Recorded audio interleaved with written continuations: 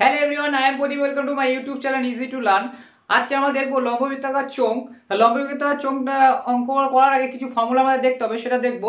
লম্ববৃত্তাকার চোঙ এরকম দেখতে হয়, যাকে যেদিকে মানে যেরকম গোল প্লেয়ার হয় সেটাকে লম্ববৃত্তাকার চোঙ বলা হয়, যাকে যার উপরের তলটা একটা বৃত্ত আকার থাকে, নিচের তলটাও বৃত্ত আকার থাকে এবং মাঝখানটা এরকম কার্ভ থাকে, এটাকে হচ্ছে লম্ববৃত্তাকার চোঙ বলা হয়। ঠিক আছে, একে বার করতে হলে এর ফর্মুলা কিছু জানতে হবে। এখানে দেখো, ভালো করে জিনিসটা দেখবে। এই যে লম্ববৃত্তাকার চোঙের মধ্যে একটা জিনিস আছে, দেখো, এটাকে যদি উপরের তলটা হচ্ছে একটা বৃত্ত, নিচের তলটা হচ্ছে বৃত্ত। ঠিক আছে, লম্ববৃত্তাকার চোঙের তিনটে তল হয়ে থাকে। একটা হচ্ছে পার্শ্ব তল, উপরে আর নিচে একটা করে তল আছে। ঠিক আছে, তিনটে তল হয়ে থাকে। লম্ববৃত্তাকার চোঙের তিনটে তল হয়ে থাকে।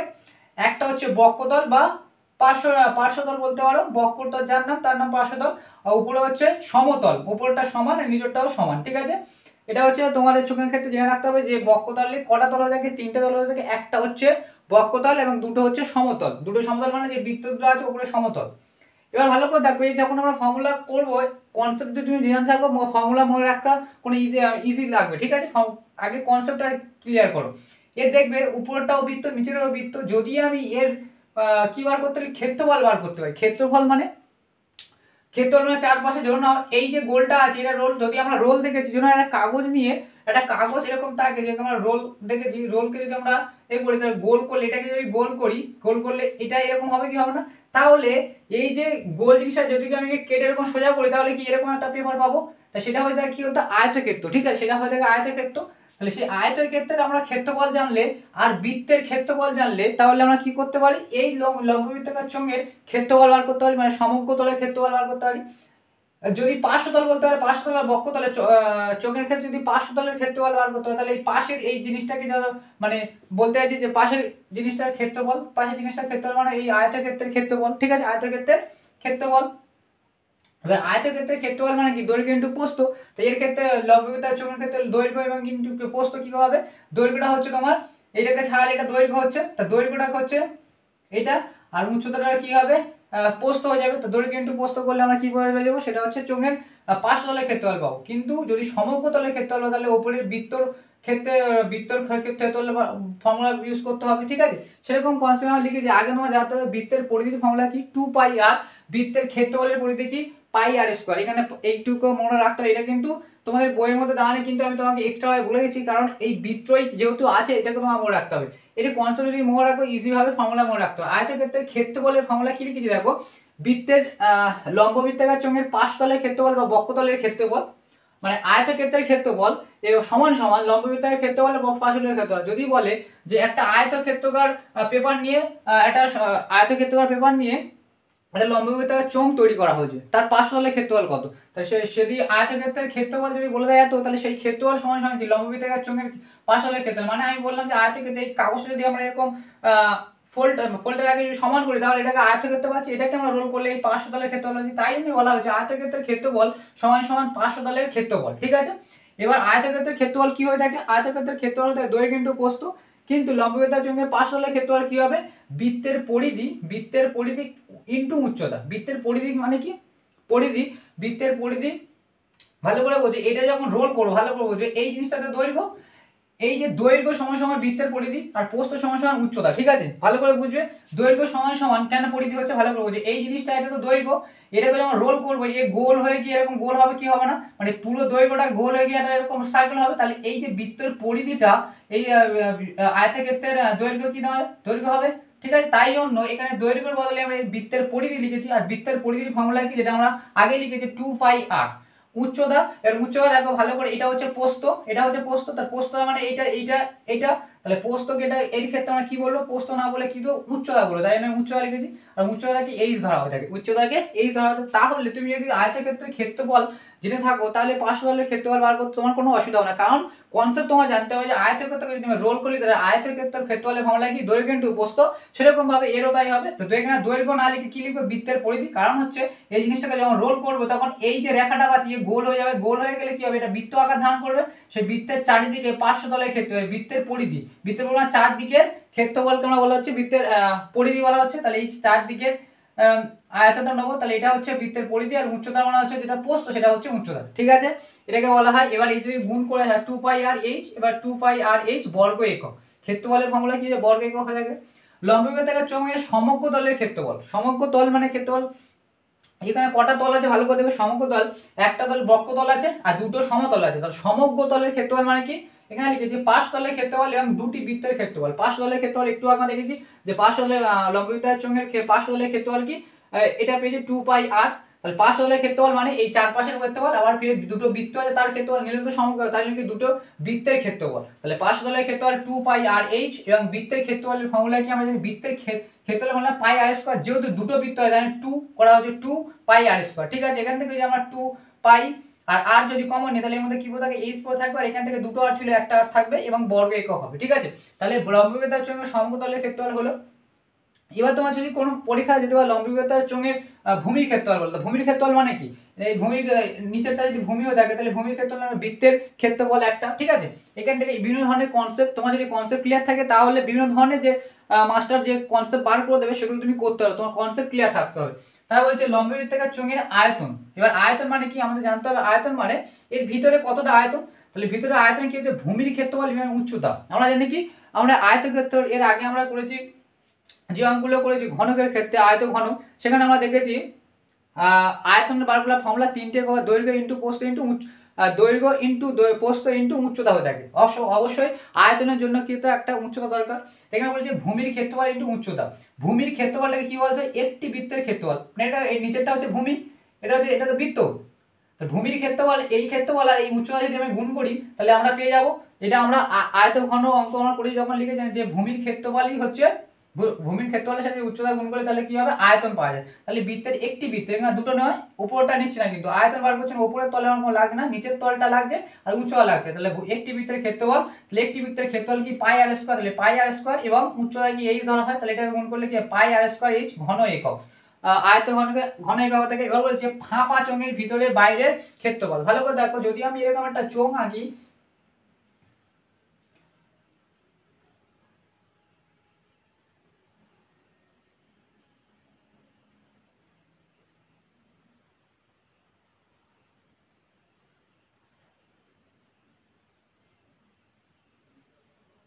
ভালো করে দেখো এখানে আমরা যদি এরকম চোঙ আঁকি, ভালো করে দেখো দুটো যদি থাকে মানে এর একটা পুরুত্ব হয়, ধরো পাইপ দেখো না, পাইপের কোনো মোটা পাইপ হচ্ছে, সেই পাইপটা ধরো না এটা হচ্ছে লম্ববৃত্তাকার একটা চোঙ, এইটুকু থেকে ধরো না এর একটা পুরুত্ব হওয়া আছে, তাহলে ভিতরে এই সমেত মানে ভিতরের ক্ষেত্রফলটা আর বাইরের ক্ষেত্রফল যদি আমার বার করতে হয়, ভালো করে দেখবে কি বলেছে 2πr1 + r2 + h, r1 r2টা কি ভালো করে বোঝো, এই কনসেপ্ট তুমি জানলে তোমার কোনো কিছু মনে হবে না। আমি জানি কি যেমন দুটো ক্ষেত্রফল বার করতে হলে ভিতরের ক্ষেত্রফল এবং বাইরের ক্ষেত্রফল বলেছে, ভিতর ফাঁপা চোঙের ভিতর ও বাইরের ক্ষেত্রফল বার করতে, ক্ষেত্রফল আমরা কি জানি, আমরা দেখেছি যে লম্ববৃত্তাকার চোঙের পার্শ্বতলের ক্ষেত্রফল, মানে এটা তো সমকতল, আমার তো সমকতল লাগবে না, আমার পার্শ্বতলের ক্ষেত্রফল বার করব আর এর ভিতরে পার্শ্বতলের ক্ষেত্রফল বার করব, তাহলে ক্ষেত্রফল বার করতে গেলে দুটো ক্ষেত্রে কি লাগে, ব্যাসার্ধ লাগে। এই যে আর গুলো দেখছো এটা হচ্ছে বৃত্তের ব্যাসার্ধ, পরীক্ষায় তোমার ব্যাস দিতে হবে, ব্যাসার্ধ বার করতে হবে, ব্যাসকে 2 দিয়ে ভাগ করলে ব্যাসার্ধ হয়ে যায়, তাহলে এটা হচ্ছে ব্যাসার্ধ। এই যে r1 প্রথম আরটা হচ্ছে তোমার বড় চোঙটা, যে চোঙটা প্রথমে এখান থেকে একটা পরিধি হবে, ফিরে এখান থেকে একটা পরিধি হবে, ঠিক আছে, এই পরিধি বলছি ব্যাসার্ধ হবে, তাহলে বহির ব্যাসার্ধ এবং অন্ত ব্যাসার্ধ বলা হয় থাকে, এটা হচ্ছে বহির ব্যাসার্ধ, এটা অন্ত ব্যাসার্ধ, এটা বহির ব্যাসার্ধ, যে কোনো একটা হবে এবং এই গুণ করলো, ঠিক আছে। তাহলে ফাঁপা চোঙের সমকতলের ক্ষেত্রফল এটা কিন্তু মনে রাখতে হবে পাই 2π × r + r1 + r2 into h যোগ 2πr r1 - r1² - r2² বর্গ একক। এটা কি করে হচ্ছে তোমরা করলে একটু কনসেপ্ট ক্লিয়ার করলে বুঝতে পারবে যে এটা ফর্মুলাটা কি করে আসছে। সমকতলের ক্ষেত্রফল ফর্মুলা আমরা কি জানি, সমকতলের ক্ষেত্রফল মানে আমরা জানি যে একটি এই যে উপরে দুটো বৃত্ত আছে সেটাও নেবো আর পাশেরটাও নেবো, এটা সমকতলের ক্ষেত্রফল আমরা বার করেছি একটু আগে 2πr h + r। এবার ভালো করে দেখো এর ক্ষেত্রে যেই r1 মাইনাস এবং r2 এইটাকে বিয়োগ কেন করা হচ্ছে, এইটা বিয়োগ করার কারণ হচ্ছে যখন তুমি এই যে ভিতরে ফাঁপা জিনিসটা আছে এটার আয়তন নেবে, ভিতরে আয়তনটা নেবে, এখানে বলেছে সমগ্রতলের ক্ষেত্রফল মানে এই যে সমগ্রতল মানে এই যে উপরে এই যদি এরকম তল দেখা যায়, যদি এরকম থাকে ভালো করে বুঝো, এই একটা ফাঁপা, এই যেটা হচ্ছে ফাঁপা, এই জিনিসটা যদি ফাঁপা হয়ে থাকে তাহলে এই যে এখান থেকে যেটা লাভ, যে ভালো করে দেখো, ঠিক আছে, এই যে এখান থেকে এই যে একটা পুরুত্ব হওয়া, যেখান থেকে তো পুরোটা বৃত্তের দুটো বৃত্ত পাচ্ছে, একটা অন্তবৃত্ত একটা বহির্বৃত্ত পাচ্ছে। তা বহির্বৃত্তের ব্যাসার্ধ বড় হবে আর অন্তবৃত্তের ব্যাসার্ধ ছোট হবে। তাহলে যখন আমরা বার করবো তাহলে আমরা একটা ভালো করে দেখো, প্রথম বৃত্তর যে ক্ষেত্রফল হয় সেখানে নিয়ে আমরা বড় আটটা নিয়ে করবো আর তারপরে ছোট আটটা নেবো। তাহলে ছোট আটটা এতটা হবে, তাহলে ছোট আটটা আমরা বড় আট থেকে ছোট আটটা বাদ দিলে তাহলে এই পুরুত্ব ভাবটা আমরা পেয়ে যাবো। ঠিক আছে, সেই হিসাবে এখানে ফর্মুলাটা এসছে 2 পাই আর 2 pi into r1 plus r2h into h plus 2 pi into r1 square minus r2 square বর্গ একক। ঠিক আছে, এই ফর্মুলাগুলো তোমাদের অবশ্যই মনে রাখতে হবে এবং তোমরা অবশ্যই টুকে নাও। এবারে আমরা কোষে দেখি 8 দেখবো যে অঙ্কগুলো আছে। কোষে দেখি 8-এর প্রথম ছবিটা, প্রথম অঙ্কটা কি হচ্ছে, পাশের চিত্রে একটা ছবি দেওয়া আছে, সেখানে বলছে এরকম চোঙের ছবি দেওয়া আছে, তোমাদের বইতে দেখবে এরকম চোঙের একটা ছবি দেওয়া আছে। বলছে প্রথমটা কি বলছে যে ছবিটির ঘন বস্তুটি কটি তল, তাহলে এটা হচ্ছে চোঙ, লম্বিত চোঙ, কটা তল হবে, 3টে তল, একটা তল একটা তল আর পাশের একটা তল, পাশের তলটাকে পার্শ্বতল বলে, ফিরে আবার বক্ষতলও বলে, একই নাম। ঠিক আছে, তারা বলেছে ছবি দুটির ঘন বস্তুর ড্যাশটি বক্ষতল এবং ড্যাশটি সমতল আছে, মানে ড্যাশ মানে ছোট বক্ষতল কটা হবে, একটা বক্ষতল হবে এবং সমতল কটা হবে, দুটো। ঠিক আছে, যে একের দাগের এক একটা তোমার বলছে যে কি হবে, 3টি তল, আর দুইয়েরটা আগে বলছে যে কটা বক্ষতল, একটা হচ্ছে বক্ষতল এটা শর্ট কোশ্চেন এবং দুটো হচ্ছে সমতল। ঠিক আছে, একটু আগে আমি তোমাদের বললাম সমতল। ঠিক আছে, এবার বলছে দুইয়ের অঙ্কটাও দেখো, আমার বাড়িতে 5টি ঘন বস্তুর নাম লিখি যাদের আকার লম্বভুজ চোঙ। লম্বভুজ চোঙ বাড়িতে যে প্লেয়ারগুলো হয়ে থাকে, যে গোল প্লেয়ারগুলো হতে পারে, পাইপ হতে পারে। ঠিক আছে, পাইপ লম্ব এরকম জিনিস, মানে যা চোঙার, এটা তো এই পর্যন্ত আমরা যদি ধরি চোঙ আকৃতি, পাইপ হতে পারে, ফির আবার টিউবলাইট, কাঁচের যে টিউবলাইটগুলো আগে ছিল সেগুলো হতে পারে। এরকম যেগুলো লম্বিত চোঙ হয়, পাইপ, জলের বস্তু এবং পিলিয়ার, এরকম ধরনের যেগুলো হয় সেগুলো, এগুলো শর্ট কোশ্চেন হিসাবে। এবার 3-এর দিক থেকে আমরা স্টার্ট করব।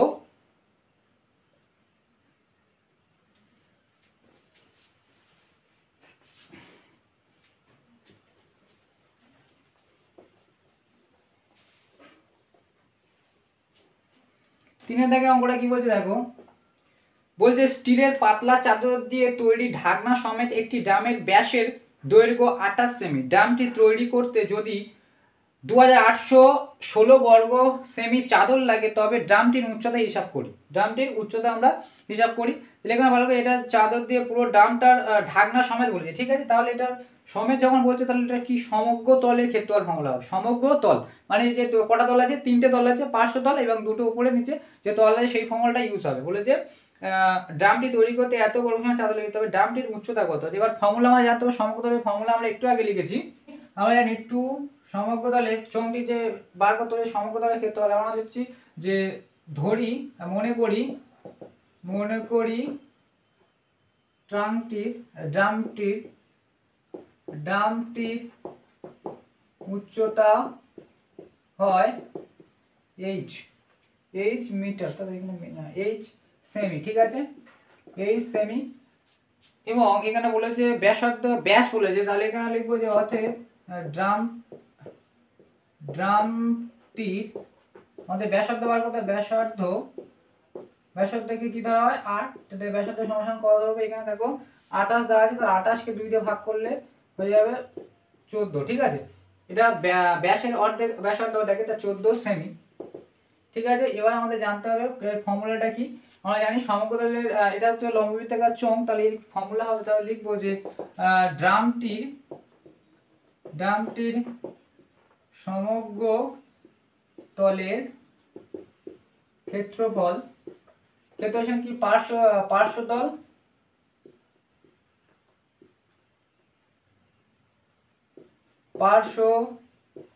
তলের ক্ষেত্রফল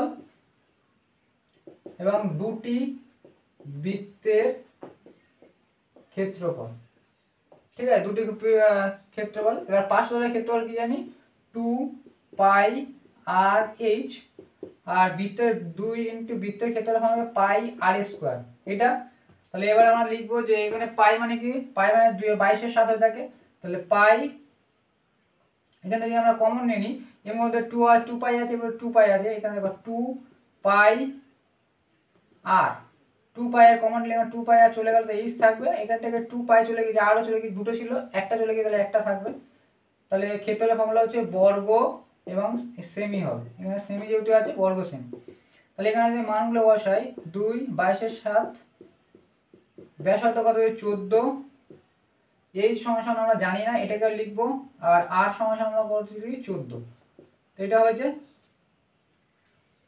বর্গ একক, যদি কাটা যায় 7 দিয়ে কাটলে 7 দুগুণে 14, তাহলে কি হচ্ছে 2 দুগুণে 4, 2 দুগুণে 4, 4 দিয়ে যদি 22 থেকে 4 দুগুণে 8, 4 দুগুণে 8, h প্লাস 14, ঠিক আছে।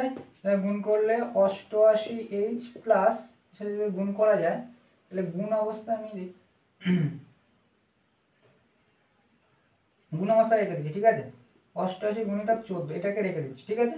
তাহলে এটা হচ্ছে দুটো একসাথে, ঠিক আছে, এত বর্গ, এটাকে একসাথে থার্ড ব্র্যাকেট দিয়ে এত কাটাকুটি করব, ফিরে আমাদের শর্ত অনুসারে সমান কি করতে হবে, এখানে বইতে দিয়ে দিয়েছে যেটা 2816 বর্গ সেমি, তাহলে সেটা যতটা, ওটা হচ্ছে সমকোণের ক্ষেত্রফল, আমরা ফর্মুলা অনুযায়ী যেটা বার করি, যের মধ্যে এই আছে শর্ত অনুসারে এটা সমান ওটা করব, করলে আমরা 12 আসবে। এখানে লিখব বর্গ একক, বর্গ সেমি। তাহলে এরপর থেকে আমি মুছছি,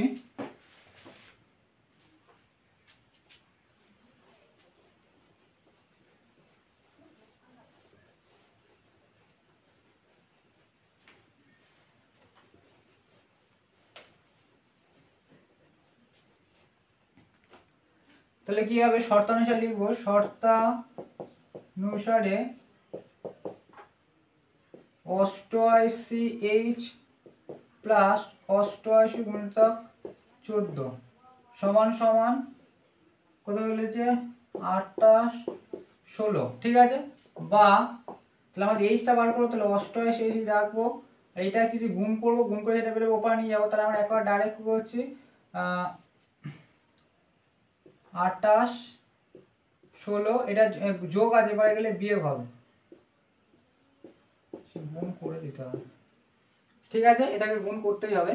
তাহলে এটাকে আমরা দেখবো, তাহলে এটা হলো, তাহলে এটাকে গুণ করে নিই, 88 আর 14, 4 8 32, 32 2 হাতে 3, 4 8 32, 3 35, 8 8, 2 5 8 13, হাতে 1, 8 8 11 12, এটা হচ্ছে।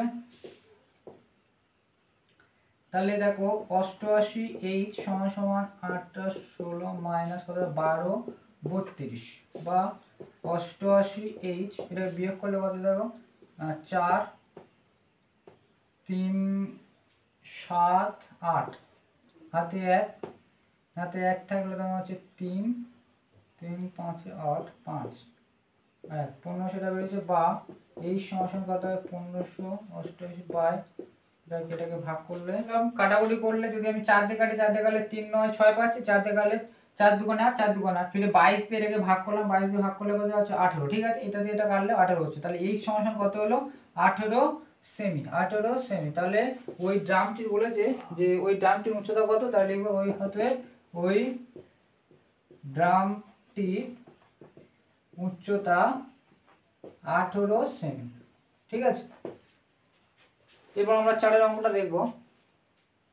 এখানে যে লেন্দি কাটাকুটোগুলো ভালো করে দেখবে, বুঝে শুনে ধৈর্য রাখবে, এখানে অঙ্কগুলো মেন ব্যাপার হচ্ছে বড় বড় গুণ ভাগ আছে, ঠিক আছে, সেটাকে বুঝে শুনে করবে, না তো পরীক্ষার খাতায় একবার গুলিয়ে গেলে খুব খারাপ হয়ে যায়, মানে তখন মিলবে না, টেনশন নেই, আস্তে আস্তে ধৈর্য সহকারে করবে, এই গুণ ভাগগুলো ভালো করে দেখবে।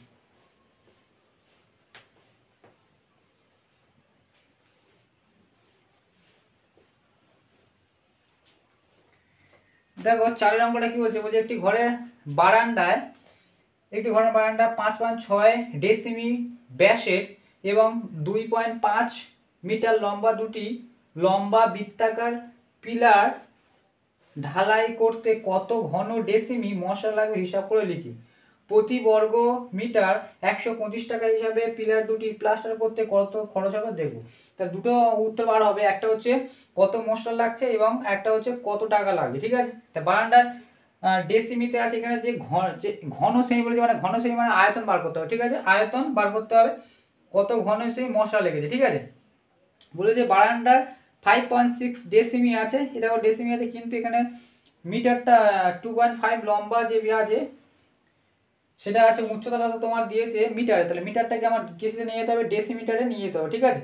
মিটারটাকে ডেসিমিতে নিয়ে যাবো, আর ডেসিমিতে আছে। তাহলে আমরা এখানে তো উচ্চতাও বলে দিয়েছে এবং ব্যাস বলেছে, ব্যাসকে 2 দিয়ে ভাগ করলে ব্যাসার্ধ পেয়ে যাব।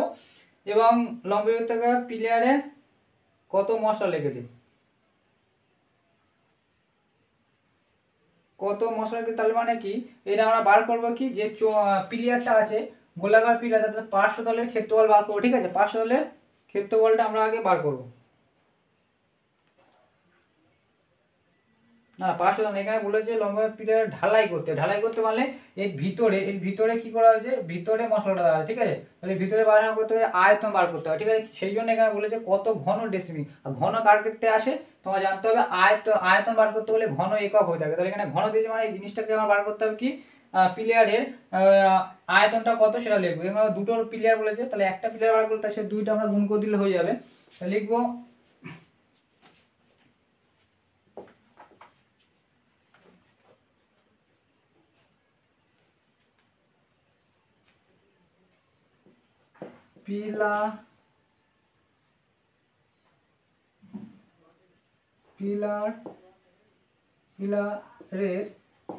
পিলারের ব্যাসার্ধ আর সমান কত হচ্ছে দেখো, এখানে বলেছে 5.6, এটা 2 দিয়ে ভাগ করে এত ডেসিমি এবং পিলারের উচ্চতা এই ধরা হয়, যেটা এখানে দিয়েছে কত 2.5 মিটার। এটাকে মিটার থেকে আমি ডেসিমি, মিটারের পরে 1 ঘর ডেসিমি মানে 10 দিয়ে গুণ করতে হয়। এর সাথে 10 গুণ করব, 10 গুণ করলে কত হবে 25 হয়ে যাবে, 25 ডেসিমি। ঠিক আছে, 25 ডেসিমি। তাহলে আমরা ব্যাসার্ধ পেলাম এবং পেলাম। তাহলে আয়তনের ফর্মুলা কি, আয়তনের ফর্মুলা হচ্ছে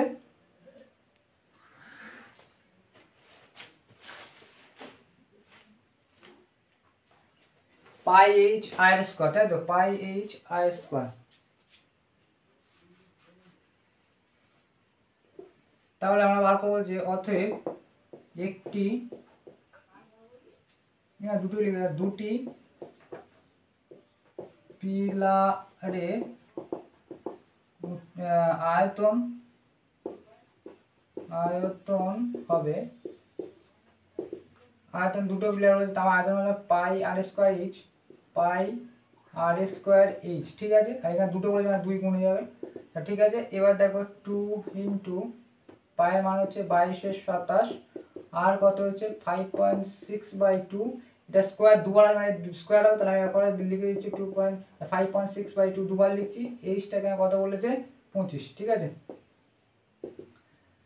এবার এই পয়েন্টটা তুলে নিয়ে নিচে 10 নিয়ে আসছে, 10 যদি 2 এর সাথে গুণ হয় 20 হয়ে যাবে। এই পয়েন্টটা তুলে দিয়ে নিচে 10 নিয়ে মানে এটা 20 হয়ে যাবে। ঠিক আছে, তাহলে এর কাটাকুটি যদি আমরা করা যায়, 5 দিয়ে কাটলে 5 আর 25, 5 দিয়ে 4, 4 দিয়ে কাটলে 4 দিয়ে 56, 4 একে 4, 16, 4 4 16, 4 14 56 হচ্ছে। ঠিক আছে, ফিরে 5 দিয়ে যদি আমরা কাটি 20 কে, 4 5 20, 20 দিয়ে 56 কাটলে 14 হচ্ছে, 7 দিয়ে 14 কাটলে 2, তাহলে উপরে কি থাকছে, নিচে আর কিছু থাকছে না, তাহলে উপরে থাকে 2 গুণিতক 22 গুণিতক 2 গুণিতক 14,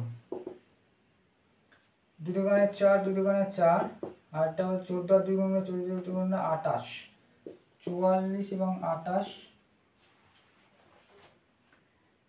44 এবং 28,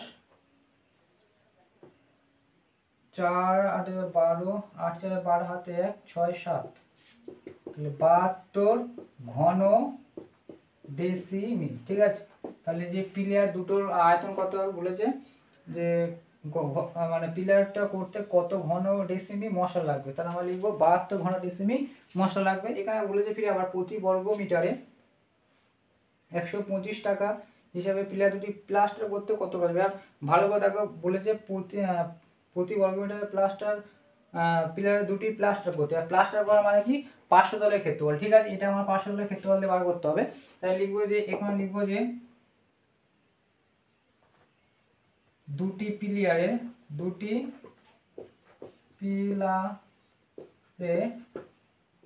72 ঘন ডেসিমি মশলা লাগবে, এটা একটা উত্তর। ঠিক আছে, এবার বলেছে প্রতি বর্গ মিটারে 125 টাকা হিসাবে পিলারের প্লাস্টার করতে কত হবে? তাহলে পিলারের প্লাস্টার কোথায় করা হয়? চারদিকে করা হবে, তা চারদিকে মানে 500 দাও, ঠিক আছে।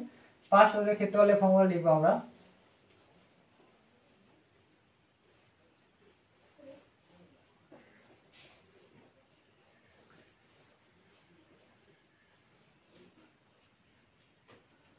অতএব পিলারটির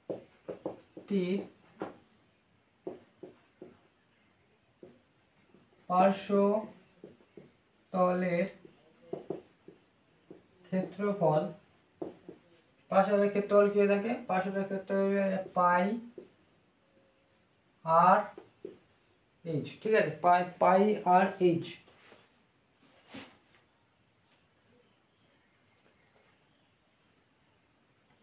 চোঙের পার্শ্বতলের ক্ষেত্রফল 2 পাই এইচ, ঠিক আছে, 2 পাই আর এইচ, ঠিক আছে। এটা হচ্ছে পার্শ্বতলের ক্ষেত্রফল। তার পার্শ্বতলের ক্ষেত্রফল এখানে কি হবে? তাহলে দেখো 2 × পাই হচ্ছে 22/7, 8টা কি দিলাম 5.6/2 গুণিতক এইচ আমরা কত বার করলাম? এইচ না, এইচটা দেওয়া আছে এখানে, এইচটা আমরা বার করেছিলাম 25, তাই তো, ডেসিমিলে হচ্ছে, তাহলে 25। এই পয়েন্ট দুটোকে আমরা নিচে নিয়ে আসলে এটা হচ্ছে 7 × 7 = 50, 7 × 8 = 56, 7 × 8 = 56, 8 হয়ে যাচ্ছে, 5 দিয়ে গেলে 5 × 25, 4 × 5 = 20, 4 দিয়ে 8 কাটা যায় 2, তাহলে কত থাকছে? 2 × 22 × 2 × 5, 2 × 4, 2 × 4, 5 × 10, গুণ করা 400, 440 বর্গ ডেসিমিল, তাই তো, যেটা আমরা বার করছি এটা হচ্ছে বর্গ ডেসিমি। তাহলে বর্গ ডেসিমি হলে এটাকে আমরা মিটারে কনভার্ট করতে বলেছে প্রতি বর্গ মিটার, তাই এটা হচ্ছে ডেসিমিটারে।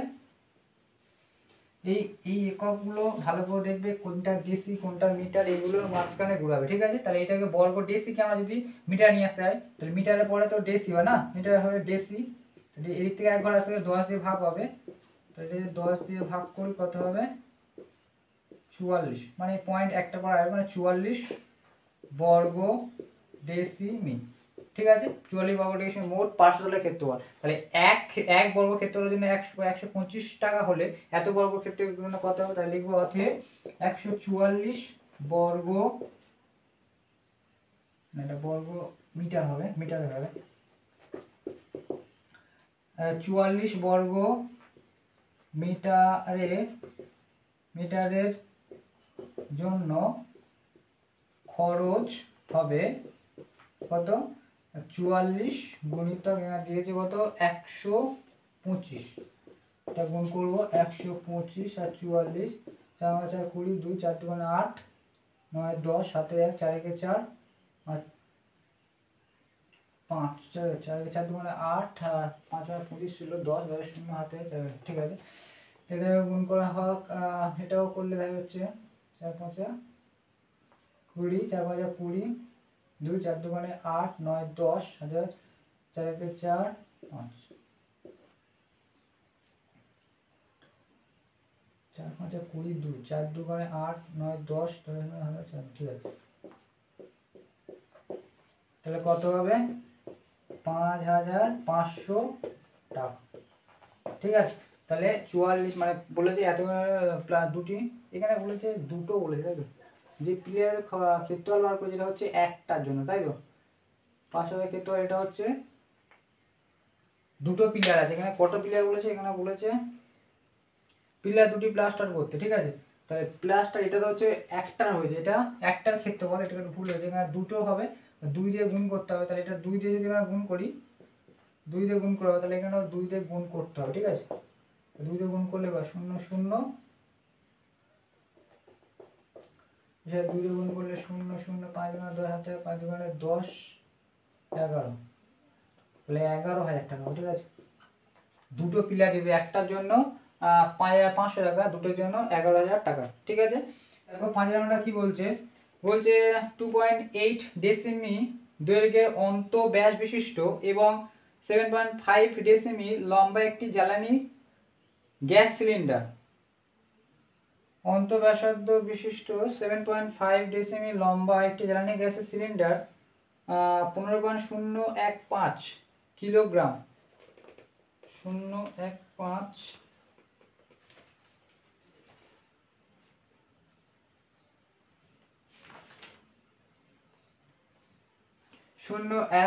কিলোগ্রাম, ঠিক আছে। 0.15 কিলোগ্রাম গ্যাস থাকলে প্রতি ঘন ডেসিমি গ্যাসের ওজন হিসাব করি।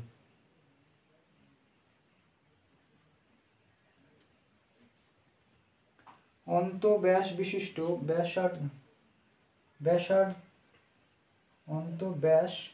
অন্তঃব্যাস বিশিষ্ট এত সেমি লম্বা একটি জ্বালানি সিলিন্ডারে 1 কিলোগ্রাম গ্যাসের ওজন প্রতি ঘন ডেসিমিতে হিসাব করি, ঠিক আছে।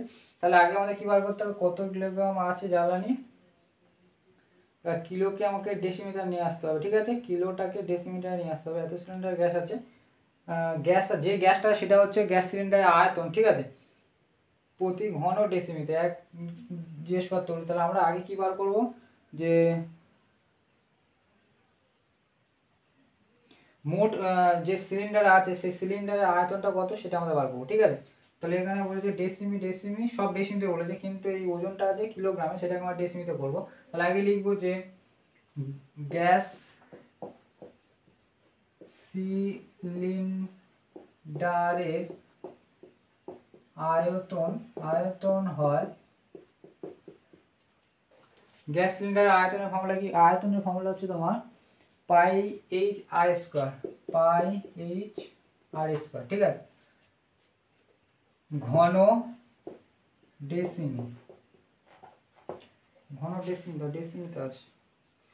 ডেসিমি তাহলে পাই মানে হচ্ছে 22/7, এখানে এইচ কত দিয়েছে দেখো, এখানে এইচ বলেছে 7.5 ডেসিমি লম্বা, 7.5 ডেসিমি লম্বা মানে উচ্চতা 7.5, এবং আর এখানে কি হবে দেখো, এখানে বলছে ব্যাস বলেছে, তাহলে ব্যাসটাকে আমি কিভাবে ভাগ করবো, 2.8/2 করতে তাহলে ব্যাসার্ধ হয়ে গেল। এবার এটা দুইবার আছে, আমরা দুবার গুণ করবো, ঠিক আছে। 2, তাহলে এই পয়েন্টটা তুলে দিলাম, এখানে 20 হবে, মানে 10 আসলে 20 হবে, হয়ে গেল, ঠিক আছে। এটা নিয়ে আমি 10 করতে পারি এখানে। এবার যদি কাটাকুটি করা যায়, 4 7 28, 4 5 20, 5 দিয়ে কাটলে 5 একে 5 আর 5 5 25, 5 পলং 75, ঠিক আছে। ফিরে 5 দিয়ে কাটলে 3 5 15, 5 দুকানে 10, 2 দিয়ে 28 কাটলে 14 দুকানে 28,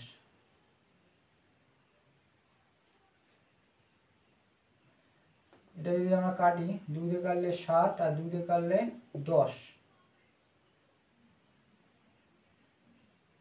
যদি 2 দিয়ে কাটা যায়, 2 দিয়ে কাটলে হচ্ছে 5 আর 2 দিয়ে কাটলে 11,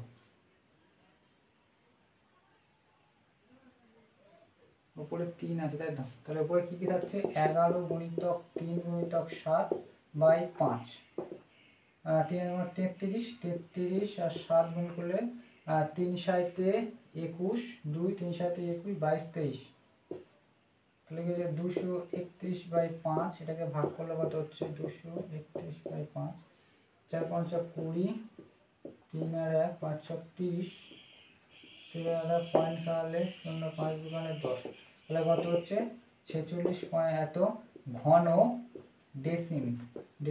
তাহলে গ্যাস সিলিন্ডারের মোট আয়তন কত, এত, আর এত গ্যাস আছে, ঠিক আছে। বলেছে গ্যাস সিলিন্ডারে এত কিলোগ্রাম গ্যাস থাকলে প্রতি ঘন ডেসিমি কত থাকবে, ঠিক আছে। তাহলে এত কিলোগ্রামকে আমরা কি করব, গ্যাস সিলিন্ডারে গ্যাস আয়তন এটা, আর যে আয়তন আছে তাহলে 1 ঘনতে কত হয় সেটা আমাদের বার করতে হবে। এটা এত ডেসিমি হয়েছে, যেটা কিলোগ্রামে আছে, সিলিন্ডারে যে গ্যাসটা কিলোগ্রাম সেটাকে আমরা লিখবো যে অতএব গ্যাস সিলিন্ডারের মধ্যে গ্যাস হয় কত আছে 15.015 কিলোগ্রামকে আমরা কিসে নিয়ে যাবো, ডেসিমিতে। তাহলে কিলো ইকুয়াল ডেকামিটার ডেসি, মানে 5 ঘর যাওয়ার মানে তোমার 10,000 দিয়ে গুণ হবে, মোট 4টে শূন্য, ঠিক আছে। 4টে 10 দিয়ে গুণ হবে, তাহলে এর সাথে 0 4টে 10 মানে 1 2 4, ঠিক আছে। এর সাথে আমরা 10,000 গুণ করব, কিলো থেকে ডেসিমিটার নিয়ে আসতে গেলে 10,000 গুণ করতে হবে, মানে 4টে 10-এর গুণ, 4টে গুণ করলে আমি যদি পয়েন্টটা তুলে দিই 1000 নিয়েছি, এখান থেকে 1000 যদি কাটা যায় 3টে শূন্য 3টে শূন্য কেটে গেল, একটা শূন্য এক্সট্রা, এর সাথে গুণ করলে কি একটা শূন্য এক্সট্রা যাবে, তাহলে কি হবে 1 লাখ মানে 1,50,150 ডেসিমি, ঠিক আছে। এটা হচ্ছে মোট গ্যাস ডেসিমিতে আছে, আর এখানে গ্যাস সিলিন্ডার কত ঘন ডেসিমি এটা আছে, তাহলে এইটাতে এত আছে, তাহলে একে কত হয় সেটা আমাদের বার করতে হবে। বললো যে প্রতি ঘন ডেসিমিট, তাহলে এটা হচ্ছে 46.2 ঘন ডেসিমিটার আছে এটা, তাহলে একে ভাগ করতে গেলে এটা ভাগ করতে হবে, লিখবো অতএব প্রতি ঘন ডেসিমিতে গ্যাস আছে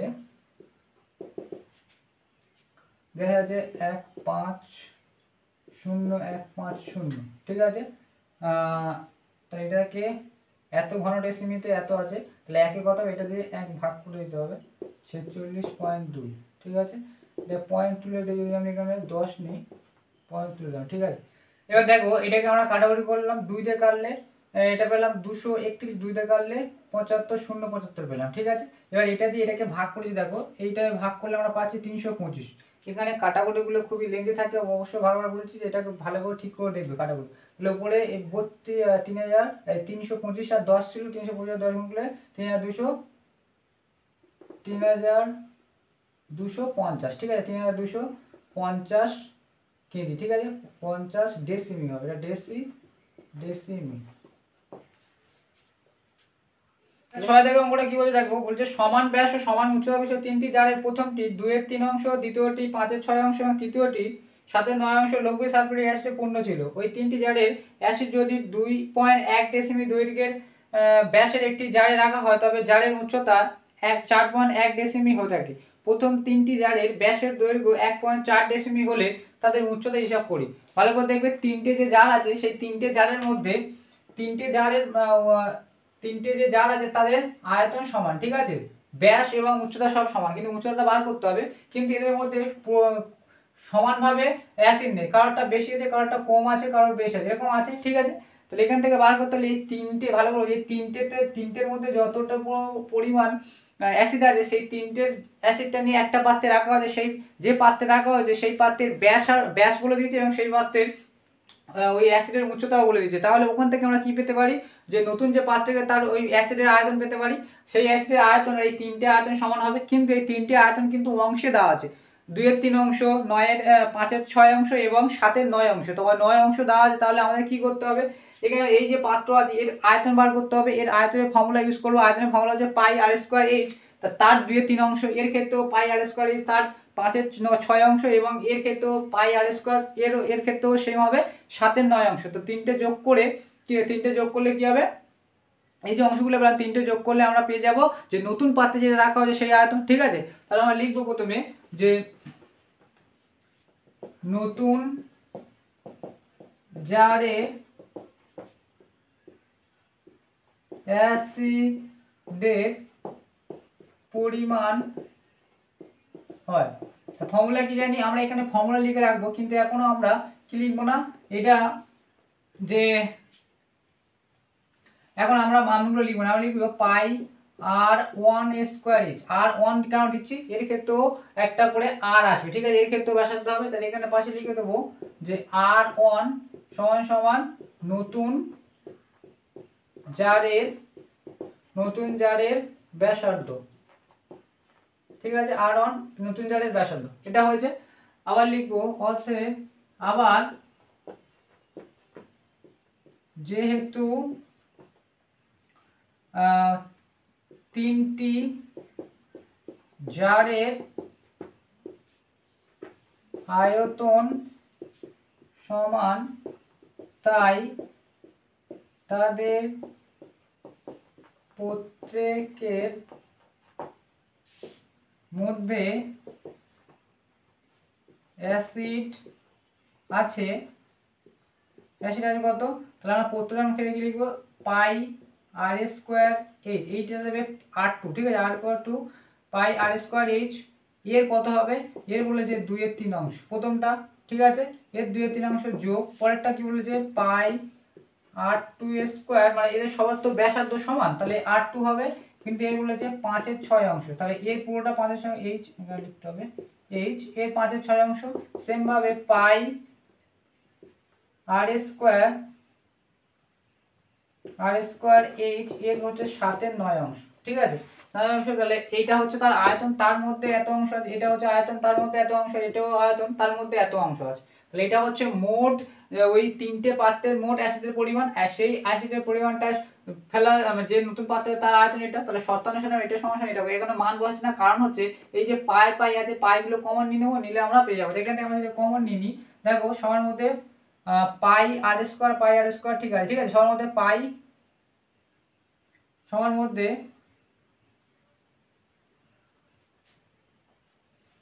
পাই আর স্কয়ার এইচ, সবার মধ্যে পাই আর স্কয়ার এইচ আছে, আমরা যদি কমন নিই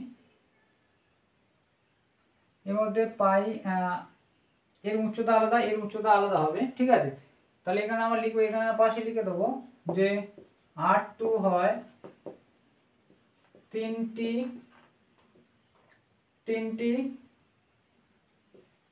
পাত্রের তিনটি জারে প্রত্যেকটির ব্যাসার্ধ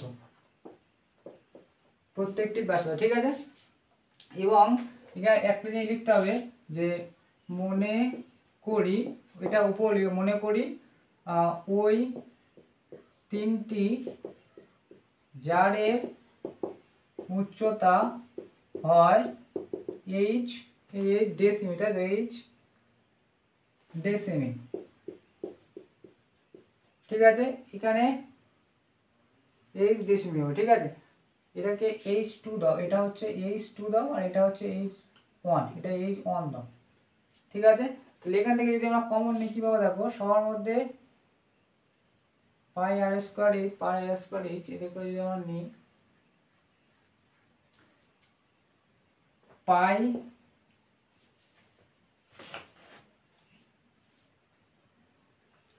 আর স্কয়ারটা নিচে, ঠিক আছে পাই r2 স্কয়ার কমন নিলে তাহলে কি হবে h2/3 h5/6 এন্ড এগুলো পাই h7/9, ঠিক আছে এটা হয়। তাহলে এবার আমরা শর্তানুসারে করব, তাহলে এবার শর্তানুসারে কোনটা, এটা সমান এটা করব, বা তাহলে শর্তানুসারে কি হবে পাই r2 স্কয়ার, এটাকে লিখবো এই 2h লিখছি 2h/3 যোগ h5h/6 যোগ 7h/9, ঠিক আছে সমান সমান এটা হবে পাই r1 স্কয়ার h, ঠিক আছে দেখো এদিক থেকে পাই এদিক থেকে পাই কেটে যাবে, ঠিক আছে এবার আমরা মানগুলো বসাবো।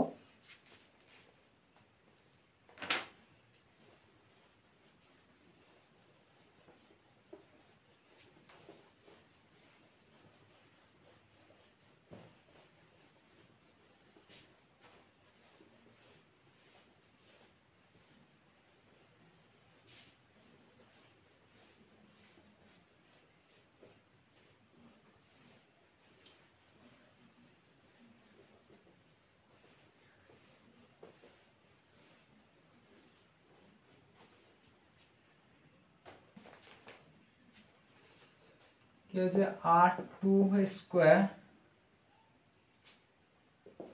একে যদি লসাগু করা যায়, লসাগু করলে কত হচ্ছে 3 6 আর 9, 3 একে 3 3 দুগুণ আছে 3 3 9 3 3 9 আর 9 দুগুণে 3 3 9 আর 9 দুগুণে 18, লসাগু হচ্ছে 18, 3 দিয়ে 18 করলে 6 6 আর 2 সাথে গুণ 6 দুগুণে 12 12h প্লাস 6 দিয়ে 18 ভাগ করলে 3 পাই 3 6 18 আর 3 5 7 3 5 15h যোগ 9 দিয়ে 18 ভাগ 2 আর 2 দিয়ে 7 দুগুণে 14h 2 2 2, ঠিক আছে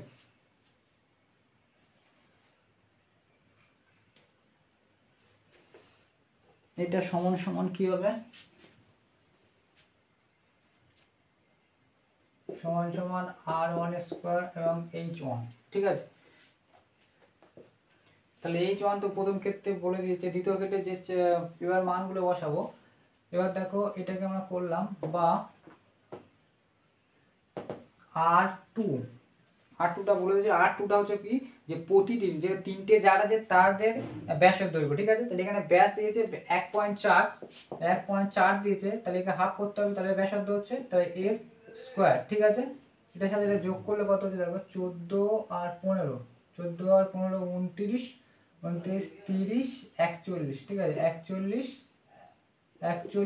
H1 বাই 18, এটা হচ্ছে সমান সমান। আর এবারে R1টা কি ছিল, R1টা ছিল তোমার নতুন যে পাত্র ফেলা আছে তার উচ্চতা, ঠিক আছে।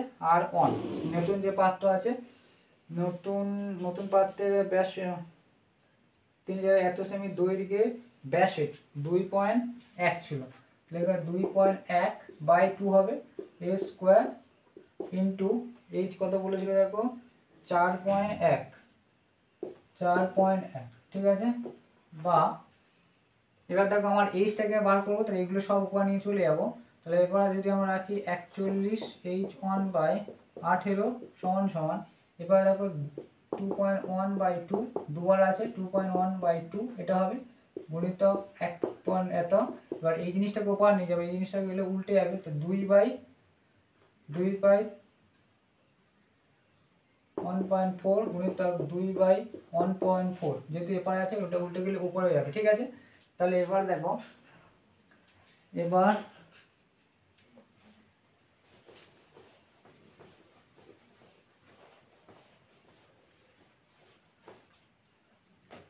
বা আমার এইচটাকে বার করতে হয়, এইচটাকে রেখে এই জিনিসটাকে নিয়ে যাবো, এটা গুণ হয়ে আছে, এপারে গেলে উল্টো হয়ে যাবে, তাহলে 21.1 বাই 2, 21.1 বাই 2 গুণিতক 41.1, 4.1, তারপর এটা হবে কি 2 বাই 1.4, 2 বাই 1.4 গুণিতক, এবার এটা 41 বাই 18 আছে, এটা 18 বাই 41 হবে, 18 বাই 41। এর দুটো পয়েন্ট তুলে দিলাম, এই দুই কেটে দিলাম, ঠিক আছে। তাহলে উপরে কি থাকছে দেখো, 2 কেটে দিলাম, এটা তুলে দিলে নিচে 10 আসছে, তাহলে 21, 14, 7 দিয়ে কাটলে 7 দুগুণে 14, 3 7 21, 7 দুগুণে 14, 3 7 21, 3 3 হচ্ছে, এটা দিয়ে কাটলে 41 আর 41 কেটে গেল, তাহলে উপরে কি আছে, উপরে দেখো আছে 3 গুণিতক 9, আর নিচে আছে 10 গুণিতক 2, 3 3 9, 9 9 81, 81 বাই 20, এটা ভাগ করো, 81কে 5 4 11, 4 20 80, 1 পয়েন্ট খাও 0, ফের 0 খাও, তাহলে 0, 5 খাওয়ালে 100, তাহলে এটা ভাগ করলে কত হচ্ছে 4.10 ডেসিমি, ঠিক আছে। তাহলে আমরা দেখলাম যে নতুন যে পাত্রটা বলেছিল, এই অঙ্কটা ভালো ইম্পর্টেন্ট আছে, ভালো করে দেখবে অঙ্কটা। এখানে যে পাত্রের উচ্চতা আমরা ধরেছিলাম না, H2, এটা H2 ছিল, তাই তো, H এটা 1 ছিল, এটা 2, ঠিক আছে। H2, ঠিক আছে। H2 ধরলাম, H1টা তো ছিল ওইটা নতুন পাত্রের উচ্চতা, আমরা তো যে প্রতিটা পাত্রের উচ্চতা কত সেটাকে ধরেছিলাম H2, ঠিক আছে। আমার লিখে দিতে হবে যেটা তো, এবার বার করলাম কত, 4.05, তাহলে আমার লিখতে হবে যে প্রতিটি জারের উচ্চতা ছিল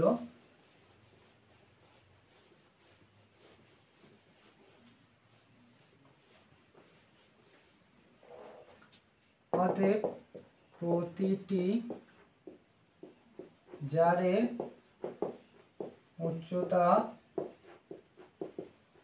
ছিল 4.05 ডেসিমি করে, ঠিক আছে। আজকে এই পর্যন্ত থাকলো, নেক্সট ভিডিওতে পরে যে অঙ্কগুলো সেগুলো করবো। আর আমার ভিডিওগুলি ভালো লেগে থাকে অবশ্যই লাইক, শেয়ার এবং সাবস্ক্রাইব করে, এবং দেখার জন্য অবশ্যই সবাইকে থ্যাংক ইউ।